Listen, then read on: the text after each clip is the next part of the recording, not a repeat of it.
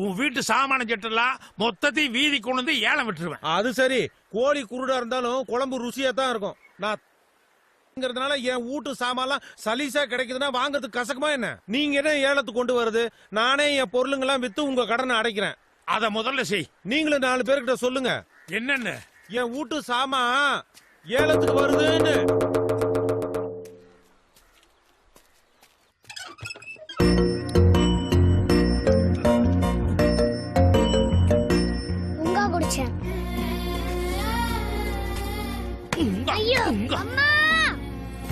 ஏங்க எப்ப பாரு பையனை கூட்டிட்டே இருக்கீங்க? இவனுக்கு 5 வயசு தாண்ட போகுதுல்ல, இது வரைக்கும் பால் குடி மறக்கவே இல்ல. இத மறக்கடிக்கிறதுக்கு நீயாவது ஏதாவது பண்ணலாம்ல? അയ്യോ ഞാൻ என்னென்ன கசப்பு மருந்து பூசணுமோ பூசிட்டேன். அவனு மறக்க பറ്റുന്നില്ല. ஏன்பா என்ன என்ன மட்டும் உங்க அடிச்சதுக்கு கொட்றியே? பின்ன கொஞ்சுவாங்களா? நீ தானே அம்மா உனக்கு டம்ளர்ல உங்காவ ஆத்தி ஆத்தி குடுக்குறாங்கல்ல, நீ வாங்கி வாங்கி குடிக்கிறல்ல. சரி சரி, நீ போறாசா. அவனை விடு. வாரத்துல 1 நாளோ 2 நாளோ இந்த மாதிரி கேரளா டைப்ல உடுத்திக்கோ. மத்த நாள்லாம் தமிழ்நாடு மாதிரி புடவையை கட்டன்னு எவ்வளவு தடவை சொல்லிருப்பேன். கேக்குறியா நீ? இந்த கேரளா டைப் துணியில நீ அப்படி ஒரு அம்சமா இருக்கேன்னு காதலிக்கிற நேரத்துல இந்த வயதானே சொல்லுச்சு. அன்னைக்கு ஏதோ நான் மட்டும்தான் ரசிக்கிறதா நினைச்சிட்டு இருந்தேன். இப்ப ஊரே ரசிக்குது. எப்படி தாங்கிக்கிறதுன்னு வேண்டாம். ஏண்டா உன்னை காணோம், நான் ஊர் பூரா தேடிட்டு வர்றேன். இங்க எங்கடா போயிட்டு வர்ற? நீ பண்றது உனக்கே நல்லா இருக்கா? ஏய், நான் என்ன கேட்டிருக்கேன், நீ என்னடா பதில் சொல்லிட்டு இருக்க? என் மானமே போச்சு. எதுக்கு? உங்க அப்பா வச்ச பாக்கி நீ யாத்து கட்டுவியான்னு அந்த டீ கடை தாத்தா கேக்குறாரு. அந்த கிழவ உங்ககிட்ட எதுக்குல இதெல்லாம் சொன்னா? என்கிட்ட மட்டுமா? ஊர் பூரா சொல்லிட்டு இருக்காரு. கேவலமா இருக்குது. போ போய் கட்டு போ. தள்ளு. சாய பிடிக்கு. யோ நாயர். ஆறாது. ஏயா, எதுக்கு என் பையன்கிட்ட ஏதோ சொல்லி என் மரியாதையை கெடுத்துட்டு இருக்க? ஓ, நினைக்கு மரியாதைன்னு ஒண்ணு இருக்கா? என்ன இல்லாமையா? நான் தான் உன் பழைய பாய் குடுக்கறேன்னு கொண்டு வந்தேன்ல, நீ தானே மூஞ்சிலேயே முழிக்க வேணாம்னு சொன்ன. எங்க முழிக்கும்? எந்த கடையில எந்த மோளை தங்கமணி டீ போட்டுக்கிட்டு இருந்தா அவளை கூட்டிட்டு ஓடி போயில. யோ, நீங்க தானே கேரளால இருந்து என்ன ஓட்டிட்டு வந்தது. இயாள் உள்ளூர்லயே கல்யாணம் பண்ணி நல்லா சந்தோஷமாயிட்டு ஜீவிக்கினது. இயாளு சந்தோஷமாயிட்டு எந்த கடை எந்த மோள் இல்லாத பிசினஸ் வளர்த்துருச்சு இல்ல? ஆமா பாண்டி, ஏதோ கண்ணுக்கு குளிர்ச்சியாவோ வாய்க்கு ருசியாவோ டீ சாப்பிட்டோம், அதை கெடுத்துட்டியப்பா. யோ, இந்த ஆள் சம்சாரமும் நல்லா தானே டீ போடுறாங்க, அதை வாங்கி குடிச்சிட்டு போக வேண்டியதானே? அதங்கனே, என் சம்சாரம் போடுற டீயும் என் பொண்ணு போடுற டீயும் தான். இப்ப என்ன பண்ணலாங்கிற? அதாவது பெரிய பாண்டி, நீங்க தோட்டத்துக்கு போன பின்னாடி பழையபடி தங்கமணி வந்து கடையில டீ பொண்ணு நாயர் எதிர்பார்க்கறேன். அதான் நாயர. அதே என்ன அதே? நீ கொஞ்சம் வாய முற்று. ஏயா, உன் பொண்ணுக்கு தங்கமணின்னு பேர் வச்சிருக்கோழிய ஒரு குண்டு மணி அளவுக்கா நகை போட்டுருப்பே நீ. எல்லா செலவும் நான் தான் ஏத்துக்கிட்டேன். பையனுக்கு 5 வயசு ஆக போகுது. அவன் எப்ப வந்தாலும் அவனுக்கு ஒரு பொறையும் டீயும் குடுக்கறிய ஒழிய வேற என்னையா கொடுத்த? இனிமே யாருக்கிட்டயாவது எனக்கு பழைய பாக்கி இருக்குன்னு சொல்லி பாரு, அப்புறம் நான் பேசிக்கிறேன். இயாளுக்கு பழைய பாக்கி ஒன்னும் இல்ல. നിങ്ങൾട്ടേം சொல்றேன், ഇയാൾക്ക് പഴയ ബാക്കി ഒന്നുമില്ല. ഹലോ, ഇയാൾക്ക് പഴയ ബാക്കി ഒന്നുമില്ല. മതിയോ? மாமா, ஐயோ, பேய் பேய் பேய். ஏயா, பகல்லையா? அன்னை ருக்கு நிக்கிறனே, வண்டி திருப்பி. ஆமா மாமா, நிறுத்தாதீங்க, போங்க போங்க போங்க. நிறுத்துங்க மாமா. ருக்கு பேசிட்டே வந்தனல்ல, அதுல சரியா கவனிக்கல. சரி, நான் தோட்டத்துக்கு போய் என் வேலையெல்லாம் பாக்குறேன். நீங்க பேசிட்டு அப்புறமா வாங்க. இருங்க மாமா, உங்ககிட்ட சேர்த்து தான் நான் பேசணும். ஓ, இவர்கிட்ட தான் பேசணுமா? அப்ப நீங்க பேசுங்க, நான் தோட்டத்துக்கு போயிட்டு வந்துடுறேன். நில்லையா, என்ன விளையாடுறியா? மாமா, உனக்கு கல்யாணம் ஆகி அக்கா எத்தனை மாசத்துல வாந்தி எடுத்தாங்க? இப்பதான் பையன் பிறந்துட்டானல்ல, அது எதுக்கு? விஷயம் இருக்கு, சொல்லு. 1.5 மாசத்துல வாந்தி எடுத்தாங்களா இல்லையா? கல்யாணத்துக்கு முன்னால எங்களுக்குள்ள மேலோட்டமா சின்ன சின்ன தப்பு இருந்தது. ஆனா ஒரு நாள் எங்க சக்திக்கு மீறி கட்டுப்பாடு இழந்து பெரிய தப்பு நடந்துருச்சு. நீங்க மட்டும் இவ்வளவு வேகமா இருக்கலாம், இவரு பாதி கிழவன் ஆயிட்டாரு. நான் முதற்கண்ணி ஆயிட்டு இருக்கேன். எனக்கு அப்பா இல்ல, அப்பா ஸ்தானத்துல நீங்க தான் இருக்கீங்க. புரிஞ்சுக்காம இந்த ஆளு வேற கல்யாணத்தை இப்ப பாரு அப்ப பாருன்னு இப்படியே இழுத்து போட்டுட்டே போயிட்டு இருக்காரு. கொஞ்சம் உரைக்கிற மாதிரி புத்திமதி சொல்லக்கூடாது? ஐயோ ருக்கு, இப்ப வர்ற வழியில கூட நான் கிளிப்புள்ளைக்கு சொல்ற மாதிரி சொல்லிட்டு வந்தேன். எப்போ வர்ற வழியில சொன்ன நீ மறந்துட்ட. டேய், கல்யாண ஏக்கத்துல ருக்கு அப்படியே துரும்பு மாதிரி இழைச்சிட்டாடா. ஏது இதா துரும்பு? நீ பேசாம. கல்யாண சந்தோஷங்கிறது எவ்வளவு சுகமா இருக்கும் அப்படின்னு சொல்லி விழாவாரியா படம் புடிச்சு காமிக்கிற மாதிரி சொன்னேன். எல்லாத்தையும் ரசிச்சு கேட்டுக்கிட்டு இருந்தா, ஆனா கல்யாணத்தை மட்டும் ஏன் தள்ளிட்டு போறானே தெரியல. ஒருவேளை அவங்க அப்பாவை நினைச்சு பயந்துருப்பான்னு நினைக்கிறேன். அப்ப அந்த குடிகார அவரு குடிச்சு குடிச்சு சீரழியறது இல்லாம எங்க 2 பேரை வேற சேர விடாம சீரழிச்சிட்டு இருக்காரு.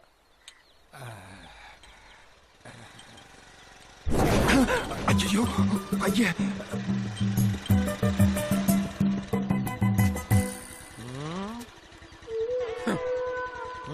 அப்பா அப்பா, என்ன கண்ணு தங்கச்சியை கூப்பிடு. நீ வாரதுக்கு நேரம் ஆகும்னு சைக்கிள் எடுத்துட்டு போயிட்டா. இந்நேரம் பரசல்ல அக்கறைக்கே போயிருப்பாள. ஓ, நானும் உரம் வாங்குறதுக்காக அக்கறைக்கு தான் போறேன். நான் வர்ற வரைக்கும் நீ போய் தோட்டத்துல இரு. நீ புறப்படு, நானும் புறப்பட்டுறேன். உள்ள போய் 2 கிளாஸ் எடுத்துட்டு வரேன்னு சொன்னீங்க. இப்ப வெறுங்கையோட வந்து நின்னா என்னையா அர்த்தம்? ஏன்பா, கால நேரத்தோட பையனுக்கு கல்யாணம் பண்ணணும்னு கொஞ்சம் கூட அக்கறையே இல்லாம எப்ப பாரு குடிச்சிட்டு இருக்கவன் அந்த ஆளு. அந்த ஆளை கூப்பிட்டு வாசல் உட்கார வச்சிருக்க. 10ஆவதுக்கு அந்த ஆள் என்னமோ 2 டம்ளர் எடுத்துட்டு சொன்னாராமே. என்ன நீயும் பகல் நேரத்துல ஸ்டார்ட் பண்ணிட்டியா? ஐயோ, சுட்டு போட்டாலும் பகல் எனக்கு அந்த நினைப்பே வராது. ஆமாம்பா, நீ அக்கறைக்கு போன உடனே நான் இங்க வருவேன். நான் ஆரம்பிப்பேன். சரியான்னு கேட்பேன். ஆஹா, என் பையனுக்கு பிடிக்காது, கோவம் வரும்னுவான். சரின்னு நான் ஆரம்பிப்பேன். அவன் பார்த்துக்கிட்டே இருப்பான். முதல் ரவுண்டு முடியும். ஏயா, என் பையனுக்கு தெரிஞ்சா தானே கோவம் வரும். தெரியும் போது பாத்துக்கலான்னு சேர்ந்துருவான். இல்ல இல்ல, நீ சரிப்பட்டு வரமாட்ட.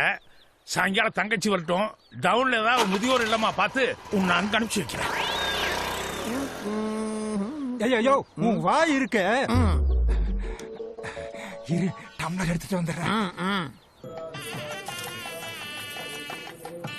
ஏ கல்யாணி, அவர் உனக்கு முறமா வந்தானே, அப்புறம் என்ன வெட்கம்?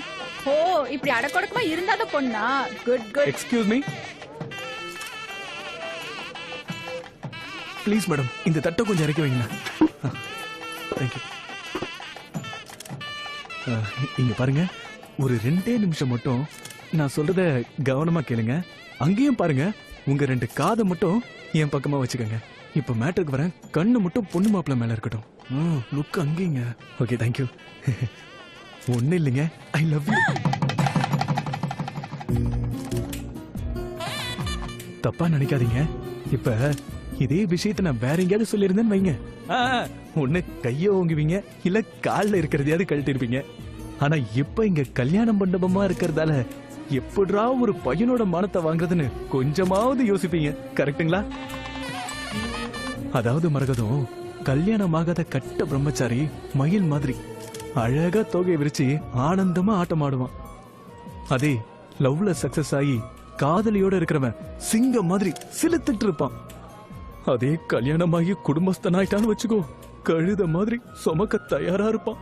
நீ மட்டும் ஓகேன்னு சொல்லிட்டா மரகதம், கொஞ்ச நாளைக்கு சிங்கம் மாதிரி சிலுத்துக்கிட்டு சுத்திக்கிட்டு அப்புறம் கழுத மாதிரி நம்ம குழந்தை குட்டிங்களை சுமக்கிறதுக்கு தயாராயிடுவேன். சரிதானே? சிரிப்பு வந்துருச்சு, கண்ட்ரோல் பண்ணாத. சிரிச்சிரு சிரிச்சிரு.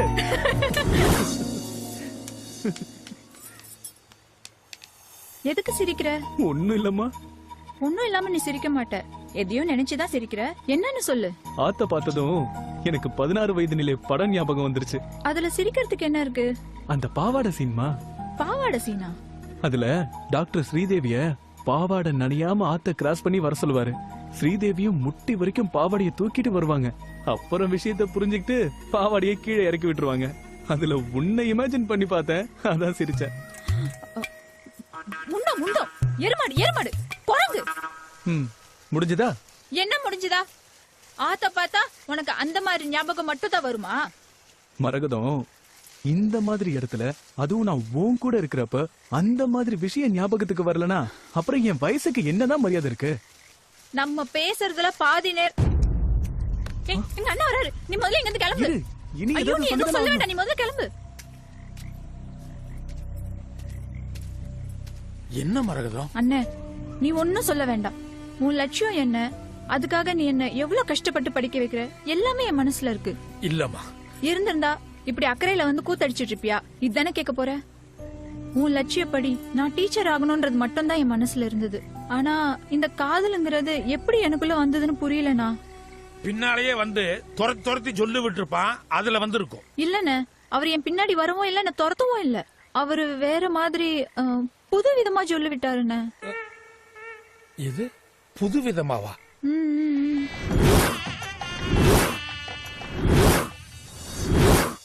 இல்ல இப்படியெல்லாம் அவன் மூளை வேலை செய்யுதுன்னா அவன் ஒரு என்ன சொல்லுவாங்க பயங்கரமான கிரிமினலா இருப்பான். இல்லண்ணே, நான் உன்ன மாதிரி நினைச்சேன். இது என்ன மாதிரியா? நீ எதை செஞ்சாலும் கொஞ்சம் புத்திசாலித்தனமா செய்வ, அதுல யதார்த்தமும் இருக்கும், அந்த மாதிரி. இல்ல அந்த ஆள் யதார்த்தமான ஆளா இருந்தா அங்கேயே உட்கார்ந்து இருக்கணும். ஏன் எந்திரிச்சு ஓடுறான்? அவனுக்குள்ளேயே ஒரு குற்ற உணர்வு, ஒரு பயம், அதான் எந்திரிச்சு ஓடிட்டான். இல்லனா ஓடி இருப்பானா? சொல்லு. என்ன பாத்தீங்களாண்ணே, அவர்கிட்ட எந்த குற்ற உணர்வும் இல்ல, பயமும் இல்ல.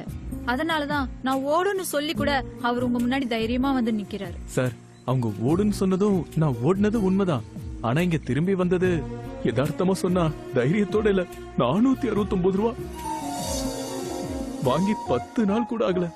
அடி வாங்கினாலும் பரவாயில்ல, அந்த செருப்பை போட்டு போயிடலான்னு தான் வந்தேன். இந்த நிமிஷம் வரைக்கும் இந்த ஆள் எனக்கு பிடிக்காம இருந்தது. ஆனா இப்ப சொன்னாரு பாரு 469 ரூபான்னு, அதுல காசோட அருமை தெரிஞ்சிருக்காரு. அதனால கண்டிப்பா குடும்ப பொறுப்பும் இருக்கும். அதுக்காக உங்க காதலை நான் ஏத்துக்கிறேன். You are great sir. அண்ணே ரொம்ப தேங்க்ஸ்ண்ணே. ஒரே ஒரு விஷயம்ண்ணே. மரகதம், டூயட்லாம் இப்ப வேண்டாம். அவசரத்தை பாத்தீங்களா மச்சான்? சும்மா கலாச்ச சும்மா